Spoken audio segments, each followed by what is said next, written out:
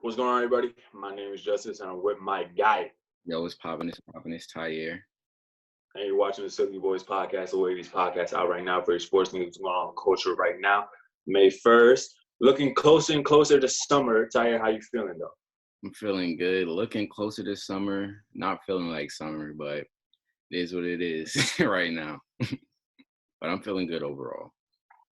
That's good, man. Of course, we hope everybody's still staying safe during this time. Starting to get a little nicer out, but still try to stay inside as much as you possibly can. And stay inside so we can go outside and this thing. But with that being said, let's get right into it, bro. Final thoughts on the draft. So ESPN did a thing. Actually, the draft did a thing. The most viewers for any NFL draft ever, bro. And what are just kind of your final reactions from it? Overall, it was a nice break from reality. So I could see why it's the most viewed draft ever, because like everybody at home. So it was the only sporting event we had in over a month. So overall, it was a good draft. A lot of ups, a lot of surprise picks, a lot of surprise slips. But overall, I feel like NFL did a good job making best of a bad situation that they were dealt. So yeah, overall, congrats to the NFL for actually doing something positive for once. But yeah. So with that being said, let's get right into it. So what are kind of your first reactions from all the picks I've been taking from teams? What the league is shipping up to with these rookies now? A couple of standout picks, of course, the Jordan Love pick. Everybody going back and forth about that since it happened. The Jalen Hurd pick is another pick that everybody's like, whoa, what's going on? The Jalen Hurd pick, yeah, that one, that's a little questionable to me as the Eagles, looking at the Eagles. I don't understand why they took them, because like they need weapons, I feel like, or at least defenders or something.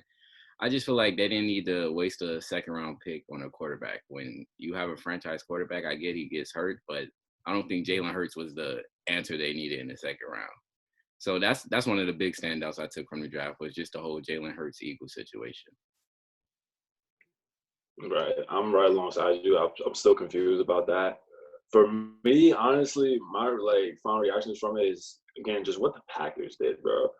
So again, they made the trade up to get Jordan Love in the first round. We already discussed on the podcast. But the fact that for the rest of the draft, you did not pick one wide receiver at all. Well, one wide receiver at all. Like you pick up a running back, okay, but you're pretty much set with that running back position with Aaron Jones. And let's face it, running backs you can get in the free agency, undrafted free agents that come out and make plays every single year. You miss out on a wide receiver when y'all were just in the NFC Championship game. Devontae Adams and Aaron Rodgers need help. You miss out on a wide receiver in the deepest wide receiver class in probably history. Like, I just, if I'm Aaron Rodgers, I'm mad. Last week I said I got where the Packers were coming from. As I sat down and looked at it a little bit more, I would be pissed off if I was Aaron Rodgers. Like you said, they literally got to the NFC Championship game last year. It was one game away. They couldn't score against a good defense. And the following offseason, you have multiple picks in the draft that's full of deep weapons, and you spend your first pick on a quarterback. You trade up for your first pick and you get a quarterback. You give up draft capital to go get that guy. Exactly. So it's not like y'all just were sitting in your spot in the first round and he fell to y'all and y'all took him. Y'all traded up to go get him. So that means y'all gave away other players y'all could have drafted for a quarterback that's not going to see the field for another 3 years. And you still have a quarterback you just signed an extension 2 summers ago. I just don't get where they were moving with it. But a lot of talk is, yeah, if I'm Aaron Rodgers, I'm looking towards heading out the door. No cap. Like, I see what Brady just did. I'm going to do what's best for me. I have a couple more years in my prime, at least productive years where I can make an impact on the team. I'm going on a winning team. I'm not going to waste my years on an organization that's looking past me already. Like I said, I can see if he was on an expiring contract, but you just extended him. Like, it should be no reason why you shouldn't be trying to build the team around him. So overall, if I'm Aaron Rodgers, I'm trying to get out of there, bro. It's clearly what they're trying to do. They got a young coach trying to take over, do what he's doing. He got his young quarterback. He's trying to build his team. And I feel like Aaron Rodgers is just in the way right now. So if I was A. Rodgers, I'm out of there, bro. I'm too good of a player for and just the utter lack of disrespect to Aaron Rodgers on that part too. Right. Like, and that's the one thing I took away from the whole thing. Like, it's just utter disrespect to Aaron Rodgers. Again, one of the greatest quarterbacks to ever play the game. Bro, they had a first round offensive player in the first round any years of his career since he was drafted. They haven't took an offensive player. Like, that's ridiculous. Like, bro. But the question now becomes on the A-Rod potentially leaving. It's like, where does he go? Because to me, the only place they could possibly go would be Chicago, just because Mr. Trubisky's contract, and I doubt they're going to re-sign him, pay him the big money that Jimmy G just got, or some of these other young quarterbacks got. Like, to me, I don't think it's happening. Yeah, I would go to Chicago just to throw it in Green Bay's face. I'm in your division now. Like, I'm about to call just to be petty. Yeah, just be petty Pablo. Like, I'm coming to your division and I'm about to wreak havoc. But Chicago is a good fit. He wouldn't have to do much. That defense is already set. He just come in, plug and play. Got Allen Robinson already. Like, I feel like that would be a good fit for him. Definitely Chicago. Other than that, it's not really many options for him open out there. Because I feel like the quarterback market is shrinking. I feel like positions about to start filling up. But he's Aaron Rodgers. Like, any team is going to want to take Aaron Rodgers for at least 2 years. Like, teams that have a good defense and they just need a quarterback, they're willing to take Aaron Rodgers for at least 2 years, bro. Would it be wild to see him be on the Patriots? Yeah, that would definitely be wild. That would be funny, though, if you see if Bill got Aaron Rodgers, I feel like that would put a lot of talk, a hush to the GOAT talk. Like, I feel like that would make Aaron Rodgers stake his claim in the GOAT talk. Like, we had the same coach, same system. Now let's see who's really the best. Because Aaron Rodgers is the best player without help, in my eyes. The best quarterback in NFL history without help. I feel like the things he did on the field, nobody else can do until Patrick Mahomes came along and was like, yeah, I can do everything he can do. But, yeah, the Patriots, that would definitely be interesting. Also, I could see the Jaguars because their defense, like I said, the defense is bubbling and they just need to plug and play a quarterback. So the Jaguars could happen too. The Bears and Jaguars are the two scenarios I could see him going to for sure. Yeah, those probably the only two besides Patriots, but they're probably taking it for Trevor Lawrence next year since they didn't take a quarterback this year. If that happens, I don't know, bro. I would be so mad. Like, I would be so mad, bro. Like everything is just pointing towards that, bro. Like, they really didn't take any weapons on offense. They stacked up on defense again. They're gonna see what Stidham is gonna do this year. Like, it's really looking that way, bro. I'm just letting you know right now. I'm just saying, be prepared, bro. Bro, that would really ruin the next 10 years of my life. Okay, like that would really set me back 10 years, bro.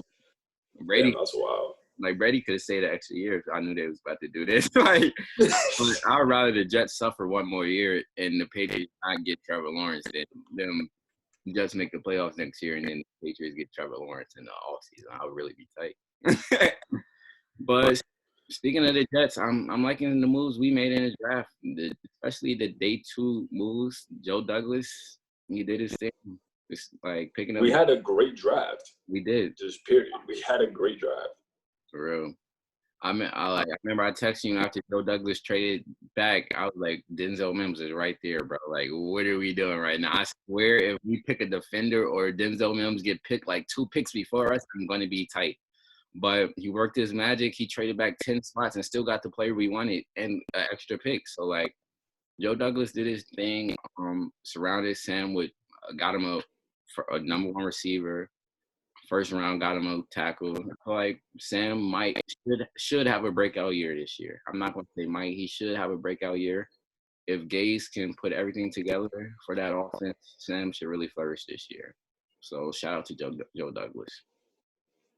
And also, he added in that draft defensive back depth because we needed a quarterback, and we were able to get Bryce Hall in the 5th. I'm surprised Bryce Hall fell. That's a real steal right there. Bryce Hall before his injuries in 2019, he was a first-round cornerback. So that's a real good steal. And if he stays healthy, that's gonna be a steal we're gonna be talking about 5 years down the line. Like, yo, we really got a lockdown defender in the 5th round. So overall, yeah, we had a good draft. Just see how the pieces come together. I'm not gonna get ahead of myself this year. So just wait and see how the pieces fall into place. Just to wait and see if we even have a season this year. But yeah, so overall, that's it on the NBA and NFL draft. But now let's get into the NBA because there's now talks that potentially Disney could potentially save the season. You know, have teams play the rest of the season in the playoffs at their sports facility. What are your thoughts on that? I'm all for it, bro. Like, at first, I'm like, I didn't want sports without fans, but right now, I'm like, yo, just bring it back, bro. Like, I need something. It's definitely gonna be interesting to see how just the game is played with no fans in the arena. Like, how do players react to that? Like, literally just a pickup game that means the most. Like playoff basketball, but it's going to be a pickup game atmosphere. So it's just going to be just how the players adjust to the new normal. I definitely feel like all signs are pointing to the season coming back in the summer, because the league just can't postpone the draft and the draft lottery. So that's making me feel like they're planning on readjusting their schedule, all this other stuff. So I'm hopeful. And I feel like if any sports league to come back, I feel like the easiest one to work would be the NBA, because it's not as many moving pieces as all the other sports. It's literally 12-man rosters, like 3 to 5 coaches on the bench. It's not like 70-man rosters like football or baseball. Like, it's literally confined. So I feel like Adam Silver definitely is going to make it work. And if he does, I'm all for it. I just hope we hop right into the playoffs. Like, I feel like there's no need to finish off the regular season. Just hop onto the playoffs. Whatever was the top 16, let it rock out, and just like a 2-week training period, and let's just jump right into it. Because I feel like training period. Yeah, like a 2-week training period and just jump right into it. Because I was thinking in my head potentially could they play like the last 5 or like their next 5 games, do that, okay, reorder the seeding, and then get straight into the playoffs, and then potentially shorten this the series down from say 7 to 5. I was thinking in my head when I first heard about this news, and also you brought up the point about how the schedule is going to be for next season too. That's going to work. That's going to be interesting to see how that works out, just because let's say this next season start date gets pushed back to, let's say, mid-November or December. That's going to be conflicting just because of obviously the broadcast rights with all the media outlets, and also we still don't know what's going to happen with football, both the NFL and college. So that'll be interesting to see. Yeah, it's definitely I could see them working out like how they did with the lockout, like starting the season on Christmas and just run like 60 games, and that's your season, and then just bouncing it like that. I could see them trying to do anything. I feel like they're going to try to make it work so they at least have some type of fans in the season by next year, because they have to get that money somehow. Like, I don't think they can go a full calendar year without sitting fans in a stadium. I don't think the league can afford that. So I feel like they're going to work out best and just work around it. So I could definitely see, like you said, like probably like Christmas time, the next season starting. And if that's the case, it works out good for the Nets, man. Like, that's how I'm gonna say. Like, the Nets they're coming out of this looking real good right now. Nets and the Warriors. Like, this season probably looked like they were just like throwing it away anyway, and then the season just got thrown away for them. So like, they just look good, bro. The Warriors don't even have to suffer. They get the number 1 pick and get all their players back next year, bro. Like, it just works out for them, bro. But what would be really crazy is the season started like July and like KD was healthy and he could play in the playoffs. I'm like, KD, don't play. Even if it was true, I'm like, just don't play, bro. Like, we saw what happened last year. We don't need you to fight with the Nets as a 7th seed. Like, just come back next year, bro. Like, we're not even counting this year, really. Like, the only person who really care about this season is Bron, bro. Like, if we see the news, Bron, the only person, like, I'm trying to get this season back, bro. Because everybody else just chilling at home making TikToks, like. Brown, like, no, like, this was his only window of opportunity. He like, bro, Clay, Katie, all them dudes come back next year, bro. He's like, no, we need it now. Hell yeah, bro. He's trying to get that fourth. He's trying to get that fourth ring this year, bro. Bro, like, he's not trying to take no chances, bro. Like, if I was Brian, I would be so mad, bro. Like, everything came together for this season, bro. Like, I didn't have to worry about the Warriors. I didn't have to worry about Kevin Durant, bro. Like, it was literally just me and my team, and we had the path, bro. Bro, it was literally after the biggest weekend of his season, bro. He beat Giannis on Friday, Kawhi on Sunday, season closed Wednesday, bro. Like, I know LeBron was tight, bro. Like, it is what it is. But yeah, and the fact that he's playing at an MVP caliber, yet again, it's what, like 33, 32, 33, something like that. You're 17, bro. Yeah. Ridiculous. But his name been in the news a lot because of this last dance doc, bro. It's been a lot of talk about would LeBron survive against the Detroit Pistons in the 80s, bro. Simple answer, yes. Yes. Like, why is that even like, bro? Like, why do people keep bringing that shit up, bro? Like, just for the simple fact that, like, the training that basketball players go through from the 90s and what they go through now is totally different. They have, like, regimented training programs for that. That wasn't are going to be able to keep up with the physicality, especially LeBron James, because he's a freaking athlete. He's a freight train. 6'8", 250, running down the lane. Like, come on. Like, how did Magic Johnson do in this era? He won 5 championships. How did Karl Malone do in this era? He scored the second most points of all time. Like, what do you think LeBron James is going to do in this era, bro? Like, what are we talking about? Like, Bill Lambert's going to get his shit dunked on by LeBron James, bro. I'm sorry. Like, I'm sorry, bro. But anyway, Last Dance doc, episodes 4 and 5.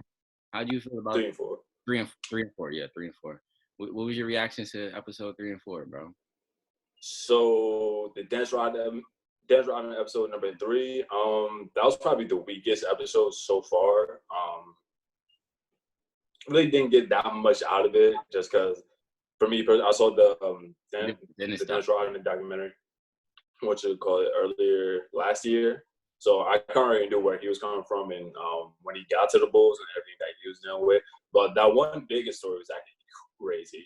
It was like, we couldn't imagine a player doing that in today's league. Just literally going to the team like, yo, I need a vacation, and then his vacation spot going to Vegas and being there and missing like 3-4 games, like. And having the greatest basketball player of all time come to your hotel room and find you. That's how you know Dennis Rodman was really nice. Like, Michael Jordan was running around Las Vegas like it was Hangover looking for him. Like, that's the greatest basketball player of all time, and he'd running around looking for you. That's how you know he was really nice, bro. Like, Mike, like, nah, bro, we need him back, bro. But yeah, like you said, yeah, most of the Dennis story we already knew because I watched the doc, so it was really just like press repeat. I feel like they just reused some of this stuff. I feel like it was the same day Dennis recorded his doc. It was the same day they recorded this doc. Like, Dennis was just like, all right. Felt like it, yeah.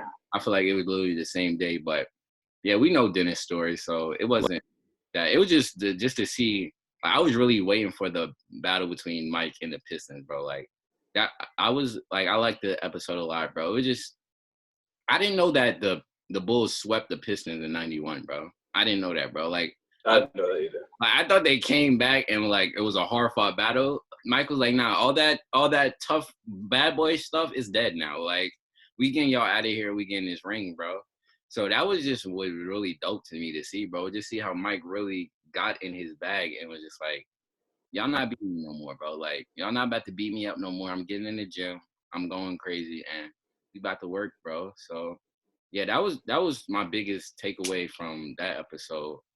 Biggest takeaway from episode 4 was, bro, Phil Jackson is just he's a rare breed, bro. Like, there will never be another Phil Jackson. Just this, like, his accomplishment alone, it sounds crazy, bro. It just sounds like unreal. Like, you win 2 championships as a player. That's enough in a lifetime.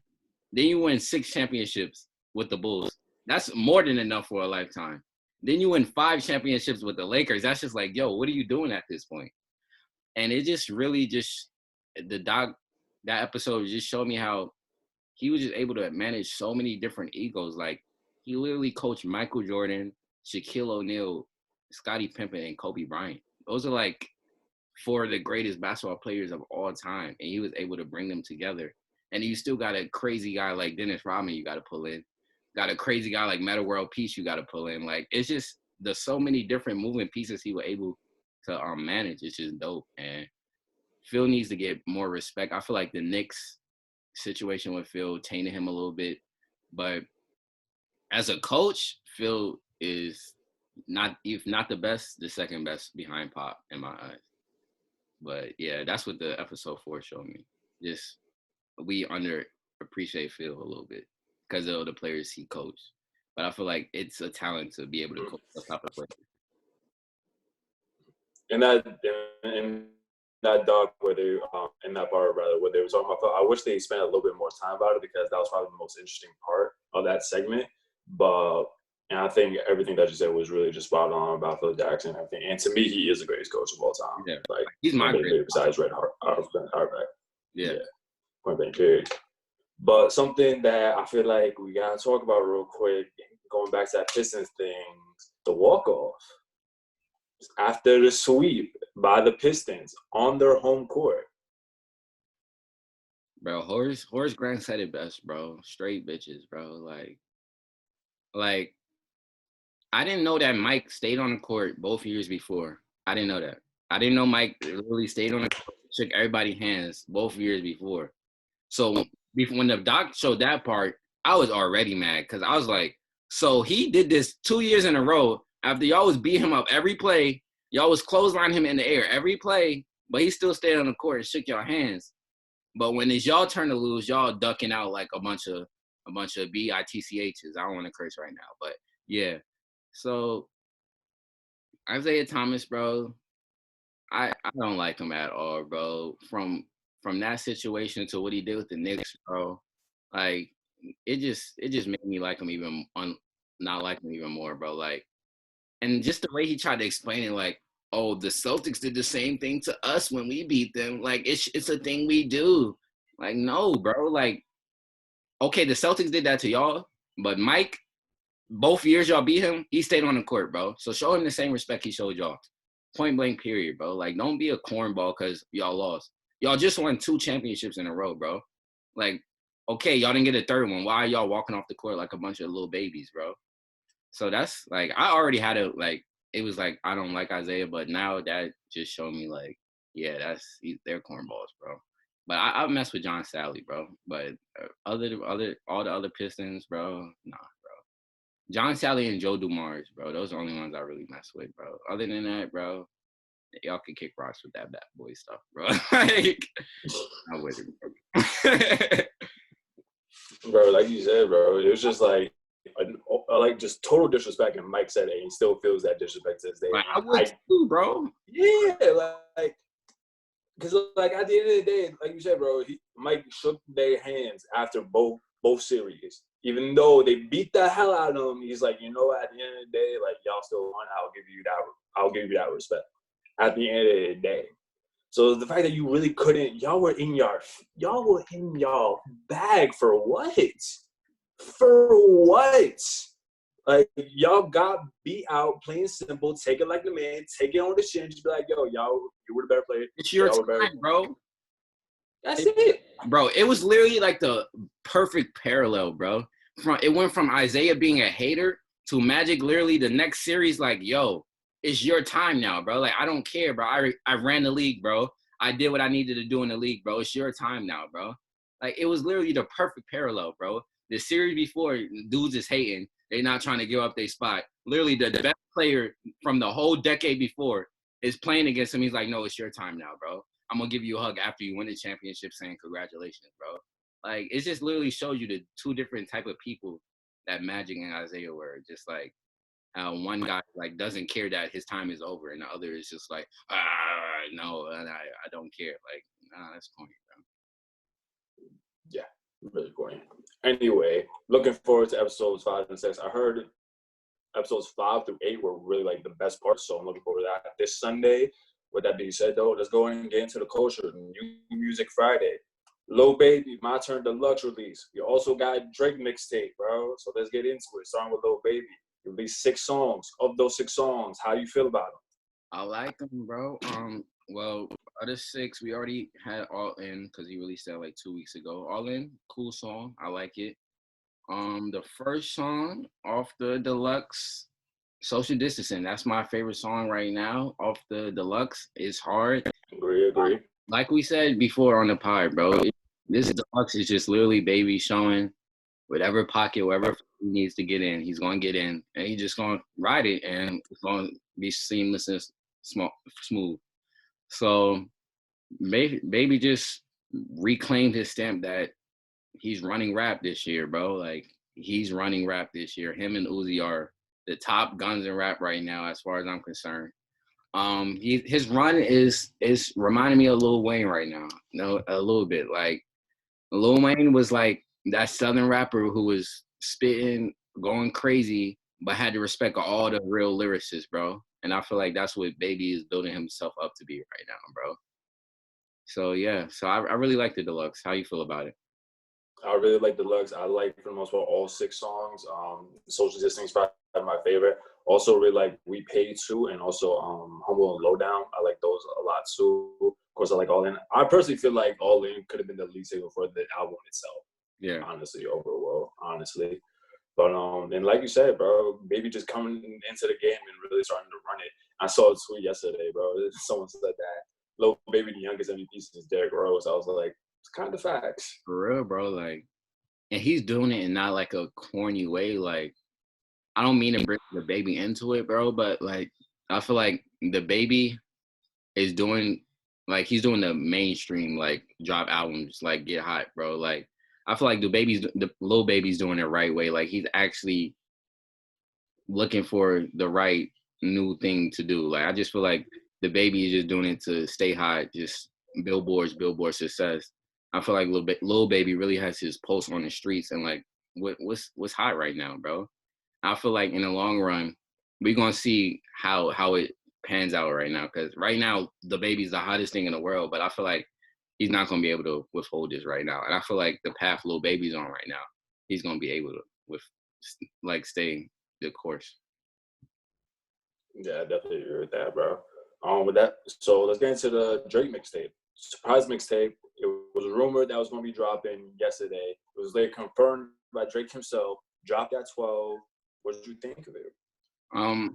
Overall, I liked it a lot. A lot of these songs I heard already. Like it was a lot of leaked stuff on here, but a couple standouts to me. When to Say, Chicago Freestyle, I like that.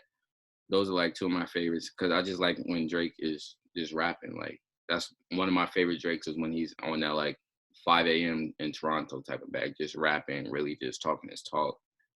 Another song I like, Time Flies. That's a nice little bop. He's talking his talk on that. D4L. It's one of them trap bangers. I feel like it's gonna grow. I like it right now, but it's gonna grow a little bit more on me. Pain 1993. Let me just say this, bro. Yeah, can we get into this real quick, bro? I'm tired of Playboi Carti, bro. I like his fans have created this like cult following, like that he's artistic or he's like doing artsy stuff, like it's different, it's cool, like it's trash, bro. It's time to call a spade, bro. Like we came here 2 weeks ago, we talked about the muscle. Like I didn't go in too hard on them now, but like now enough is enough, bro. Like I need people to take, like that's not acceptable, bro. Like just getting on the track and just doing that is not acceptable, bro. Like it's starting to get me mad, bro. Like Drake literally smoked the whole first half of that song, bro. I'm literally thinking it's about to be the biggest banger of the year, bro. I'm like, Drake is killing it, and he got Carti on the track. Then Carti comes in on track with this high-pitched voice saying stuff I don't understand what you're saying, bro. Like, I don't know. Like, I ask Carti fans, do y'all like this? Like, is this something y'all enjoy, bro? Because to me, it's just like y'all just are accepting it because he's some guy who doesn't release music a lot. Like, y'all just accept it for who he is. Like, nah, bro. Like, it's not cool to just show up and just do whatever you want. And I'm not supposed to accept that, bro. Like, that's mad corny to me, bro. How'd you feel about his verse on that song, bro? Bro, that was the worst Cardi verse I've ever heard in my life. Like, just point blank, period, bro. Like, that was really bad. And like, so he released a single, Meh, and then we had this feature on Pain 1993, bro. I'm not looking forward to this album at all. And At honestly, all. I kind of won't, like, I really won't be mad if it never comes out. If this is what he's giving us, no, like, I'm fine. Like you said, bro, like, he's just coming in with just, and like, granted, like, his last album, like, I did rock with, like, it was cool, and there was a couple songs that I really did enjoy off that. But again, all of the things that he's released this year, bro, there hasn't been nothing that has been that excites me for this album or whatever project he's gonna release, even if it has Uzi on it. Exactly. Just simple plain. Like, the Uzi feature's not about to draw me no more, bro. Like Uzi, Yeah, bro. Uzi could kill it, and you could still do what you just did with Drake, bro. Like, that's not about to draw me no more, bro. I'm at the same point as you, bro. Like, if his album drop, I'm really not gonna listen to it, bro. And it's sad to say I'm not gonna do this, but I'm gonna do it. It might be because he's dating Iggy Azalea, bro. Sometimes who you around, it affects the music you make, bro. Like, when you fall in love, like, that music is different sometimes. Like, you don't hear music the same way you two lovey-dovey, and you're not really focused on your grind, bro. So, like, maybe he has to get away from that relationship to get back to the Cardi we like, bro. But congrats to him. I heard he just had a baby with Iggy, so congrats on that. Or congrats to him, man. But you need to get that new baby flow that you be rapping on these beats out of here, bro, because it's not it right now, bro. It's not it. But moving on from the tape, bro, like what should I call it? How'd you feel about Demons? Demons was cool. It's like I like it, but like I don't like the wave of all these artists trying to hop on the BK drill. Like, I get Drake because Drake has been on that UK grind, but like I just hope this doesn't start a wave of just everybody just trying to hop on the BK drill stuff. Like, it's not about it's gonna get played out real quick because like I like Fabio, I like Chef G, all them guys. I just hope, like, because they sound right now is bubbling, like RP Pop Smoke, he's a big part of why this sound is hot right now.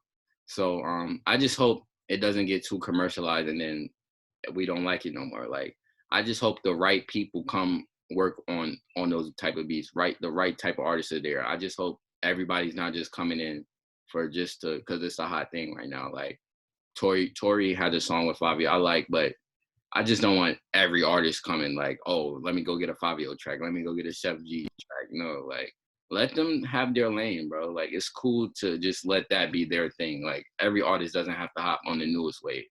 And I just hope that's one of the waves that isn't hopped on. Like, I hope it's not like the next Blockboy JB thing where everybody in their mind was rapping on the shoot beat. Like, everybody had a Take Keith beat. Like, I just hope that's not something that happens. But we'll see. Honestly, bro, I feel like it's already in the works, bro. And the fact that Drake hopped on this, bro, and like, especially with Favi, like, people are gonna flock to it immediately, bro. They're gonna be like, yo, give me that Demons beat, give me that Chef G OD. Because as soon as Drake as soon as Drake does something, a whole bunch of other artists do it too, bro. Like, simple and plain. So I mean, it was all like in that BK drill sound was already starting to catch a wave, like you said, bro. And to me, it was already starting to get played out. But now I feel like now it's gonna take a turn for the worse, honestly. And that's unfortunately. That Drake point you just made is another reason why I'm giving Lil Baby so much credit, bro. Like, he came off in the game off a Drake feature, bro. Like, it could have been the same I Love McConan story from the same Blockboy JB story, but like, he didn't allow that Drake feature to overshadow him. He came, he still put in work, bro. So that's just another reason why I'm like, yo, Baby's really that, like, he's really next up. He took like the Migo path. Migo could have let Versace just be their story, but then they came back and still followed. So like Lil Baby didn't let Yes Indeed just be his story. Oh, that's the guy with the Drake feature. Now he said that's the guy with the Drake feature, and still made some work out of it. So yeah. Yeah, he made people learn his name. Like, nah, that's Lil Baby. Right. But is that it for right now? Any new music dropping next week? Not that I know of, bro. I know Smooth Out, he released a project yesterday too. I listened to a little bit of it. It's alright so far. All that. Listen to a little bit of that. A lot of BK drill on that. Mm-hmm. Yeah, what you call it? It's not all BK drill. He does switch it up, which I do appreciate it. But yeah, it's cool so far. And what was I gonna say? Oh, no, I was actually gonna ask you about this. So we got a new versus battle. Erykah Badu, Jill Scott. I don't know a single song from either one of their catalog, bro. Do you put me on if you need to put me on? Like, it's the neo soul vibe. That's a good battle. I'm not too in touch with their music like that, so I wouldn't be the guy to give you the history lesson on it. But it's a good battle. I'm gonna be tuned in. I'm gonna do my study on it. We have a week. It's next week, so we have a week before. We have another pod to really discuss it and give our previews for it. But yeah, I'm hyped that the women are finally getting a spot in these battles because the women are just as dope as the men. So it's definitely gonna be fire. I'm hyped for it. But the album dropping next week. I think Lil Durk dropping next week, so that's something to look out for. Okay, Durk dropping. We still waiting on 21 too, bro. His agent said that it's in the process. It's a loading. But if you remember back in, what was it, February? Back in February, it was scheduled to release in March. It's currently May. So I don't know if we're going to get that before summer, to be honest. I think he might be coming with something because he just posted a video with like him rapping on like a beat or something. Like it was him previewing a song. So I just feel like whenever rappers are doing that, I feel like they might be gearing up to do something.